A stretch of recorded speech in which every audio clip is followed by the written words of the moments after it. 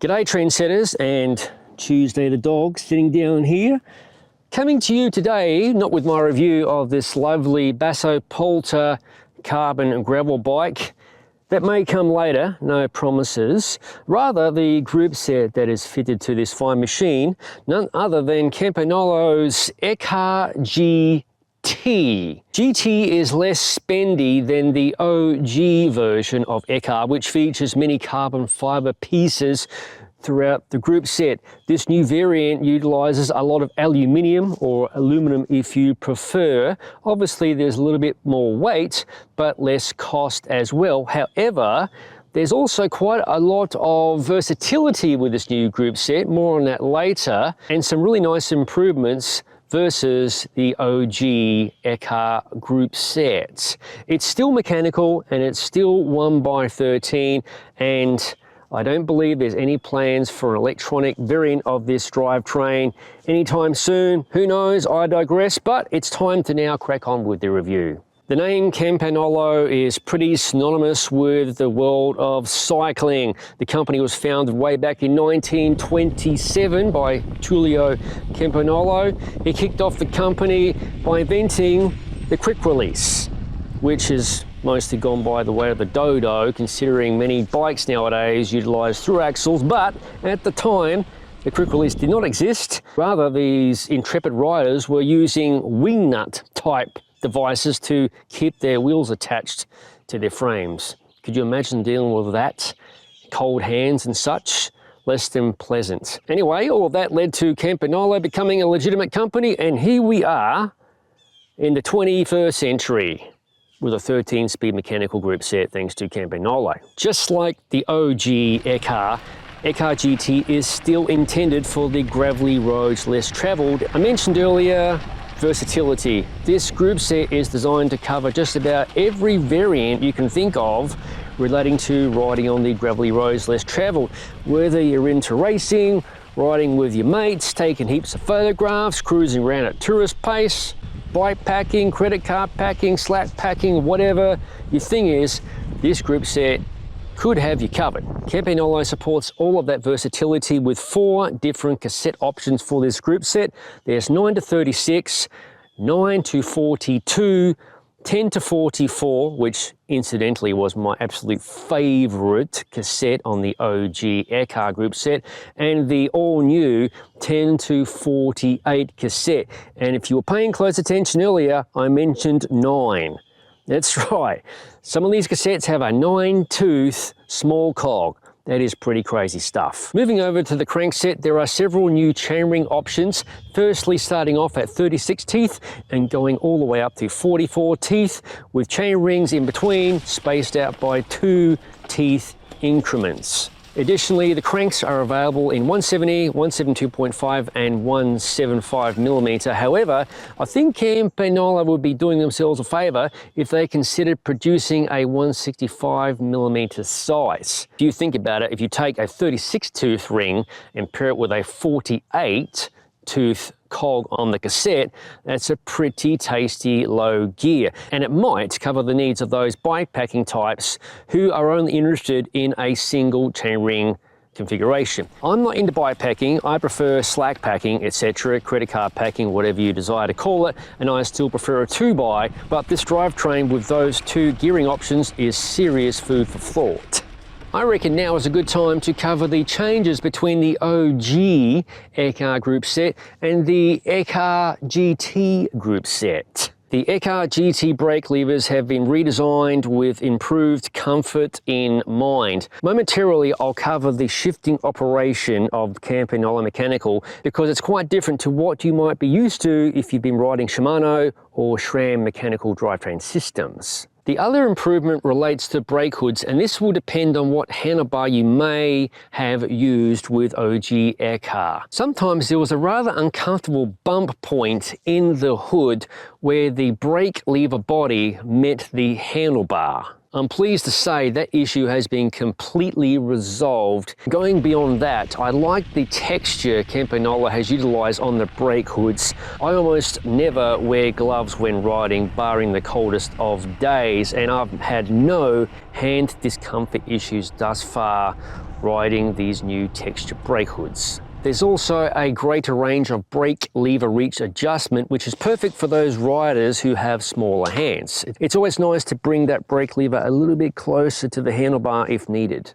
Over to the rear derailleur, due to Ekar GT's increased gearing range, some redesigns had to happen. You still get a clutch which is permanently engaged and can be locked during wheel removal. The revised pulley wheels are larger with increased cutouts designed to help flush mud out of the drivetrain if you should be so unfortunate. There is still some carbon fibre of sorts in the rear derailleur, namely carbon fibre reinforced polyamide, what a mouthful, with stainless steel bolts and anodized aluminium bits here and there. Long story short, Campagnolo has worked hard to beef up this derailleur for the dodgiest, the shottiest of conditions. Ekar GT's crankset is forged aluminium with 2 half axles from each side meeting in the middle, utilizing Campagnolo's Pro Tech technology, and the whole thing is joined together with one seriously sized bolt. As with all modern Campagnolo cranksets, the oversized stainless steel cartridge bearings are pressed directly onto the axle, so there's no messing about with bottom bracket cups. Should you need to change crankset bearings, you can leave the bottom bracket cups installed, remove the cranks, swap out the bearings, reinstall everything, Bob's your uncle. The final point about the crankset, Q factor is 151 millimeters. Over to the cassette, which is the area where I believe Campagnolo has really done their homework and sets this group set apart from many of the other one-buy offerings available on the market at the time of this video. Concerning the cassettes that begin with a 9-tooth cog, there are 6 cogs that increment by 1 cog at a time. So no crazy jumps. In other words, 9, 10, 11, 12, 13, 14. That's pretty tasty. For cassettes beginning with a 10-tooth cog, you get 5 cogs in a row, incrementing by 1 tooth at a time. So 10, 11, 12, 13, 14. Granted, 1-tooth cog jumps can still feel somewhat sizable. It all depends on the size of the chainring you have up front. Remember, this all goes back to gear inches. On the positive, beyond those single tooth jumps, the cassettes scale upwards with bigger gaps towards the top of the cassette. Another feature I love about these Campagnolo 13-speed cassettes is they are 2 pieces. You can replace the smaller cogs, which will undoubtedly wear out faster, by purchasing those from your Campagnolo dealer. So it's not a case of chuck away the entire cassette. Ekar GT continues to use Campagnolo's N3W, basically a very clever cassette driver mechanism, and depending on adapters and so on, this cassette body is still compatible with Campagnolo 10-speed, 11-speed and 12-speed. Now I think it's time to cover how Campagnolo's mechanical shifting works. Campagnolo splits the duties of shifting any of its derailleurs up and down with 2 independent shift levers. The brake lever handles braking only. To shift down the cassette to a harder gear, you push the thumb button down.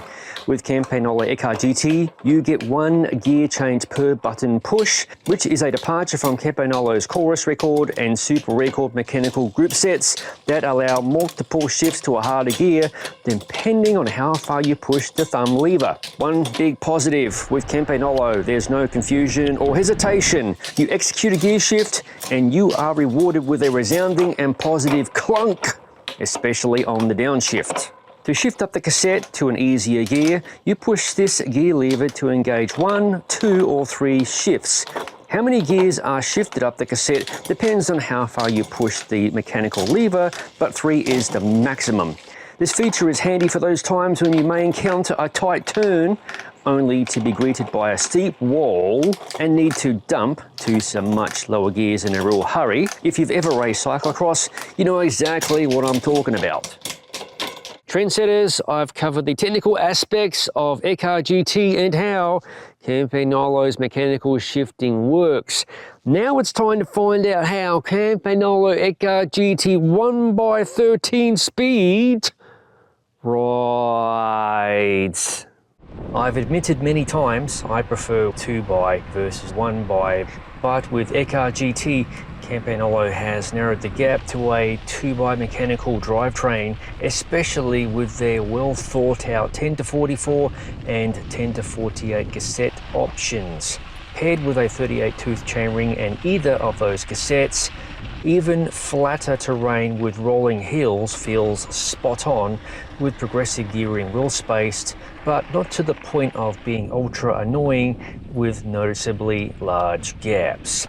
With that said, you may prefer a larger chainring or a tighter cassette ratio, but Campagnolo has that covered as well, with their cassettes beginning with a 9-tooth cog.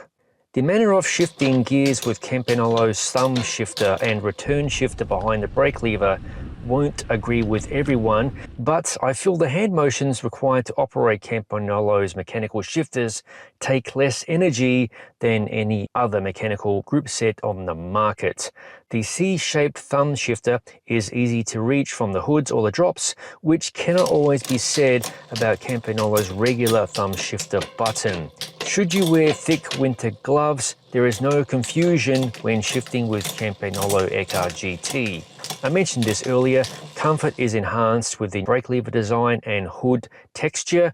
Definitely my favorite mechanical 1x shifter on the market. The GT moniker is odd for Ekar, as being a car guy at times.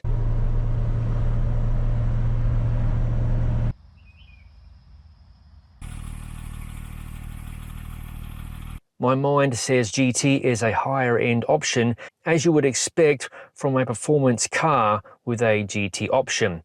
The GT naming is rather perplexing. Nevertheless, the Ekar GT derailleur works no matter what you throw at it and has stayed well in adjustment. I believe the Basso Polter frame relies on a full-length derailleur housing, which likely helps with optimal shifting. The cable loop for the rear derailleur is much longer than I've used on any other mechanical drivetrain, including OG Ekar, but this was how the bike arrived for review. I do think this longer cable loop is unnecessary.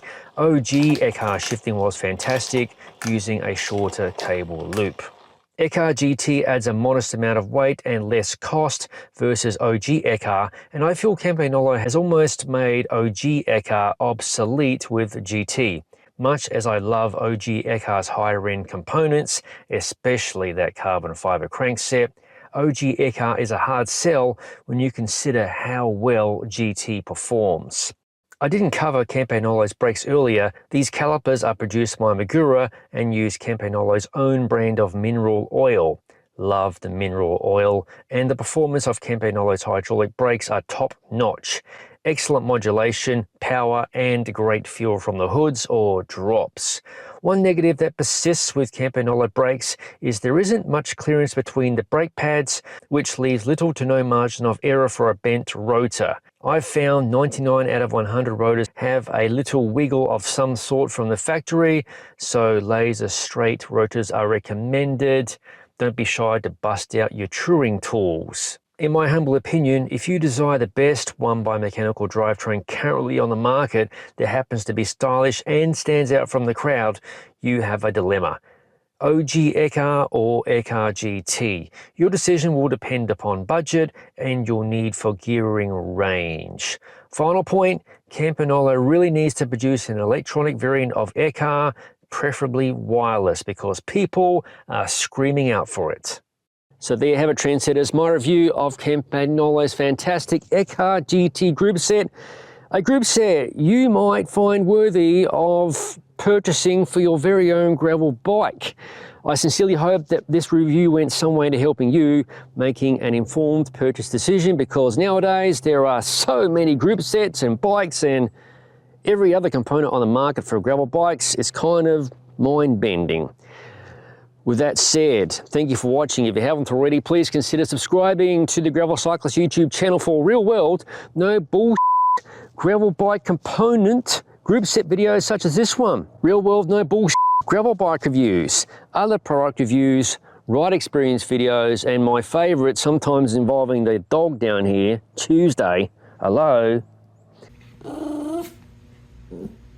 Dinner time is in an hour's time at least. Wow. No.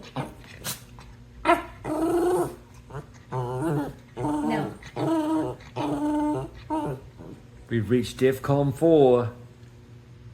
Tuesday.